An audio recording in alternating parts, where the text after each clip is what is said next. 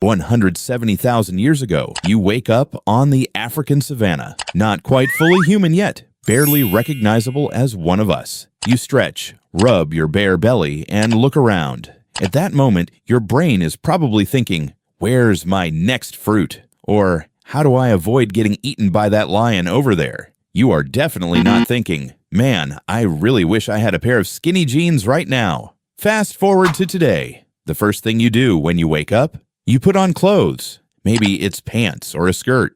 Or, if you're like most people, that ratty loungewear you've been rocking for 3 days straight because calling it pajamas just sounds more responsible. Clothes are so deeply, rigidly embedded in human DNA that right now, if you dared to walk naked down the street, the police might arrest you. Think about that. It's absurd. We've built entire legal systems just to enforce, yes, you must wear something. And yet, in the animal kingdom, this is totally unique. Why haven't elephants or dolphins, extremely smart animals, thought, hey, maybe we need a jacket? Why are humans the only species obsessed with wrapping ourselves up? Short answer, we're not entirely sure. Longer answer, it's way weirder and way more hardcore than you think. It's not just about survival or power. It even involves one of the grossest little creatures you'll ever meet. To understand why humans started wearing clothes, you first need to understand why we took off our natural clothes. Fur is nature's ultimate free gift to mammals. Waterproof, warm,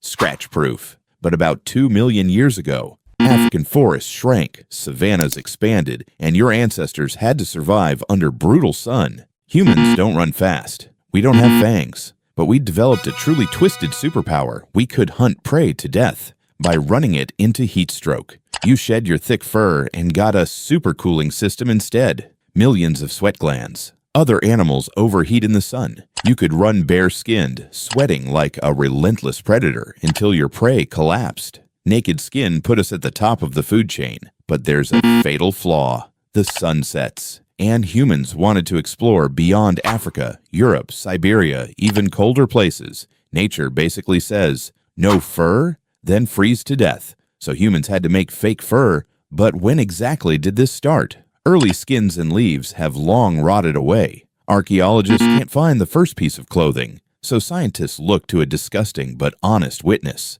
lice. Lice have been parasitizing primates for millions of years. When humans lost most body hair, lice were left with only 2 refugees: the scalp and the groin. Then there's the weirdest one, body lice. They don't live on your skin. They live in the folds and seams of your clothing. Without clothes, body lice wouldn't exist. Clothes are literally their entire universe. By comparing lice DNA, scientists pinpointed the timeline. Body lice diverged from head lice between 83,000 and 170,000 years ago, exactly during the Ice Age. Lice quietly recorded the moment your ancestors first started wearing animal skins regularly. At first, clothing was crude. In Africa, skins might have been worn not for warmth, but for sun protection, bug defense, or to avoid scratches while tracking prey.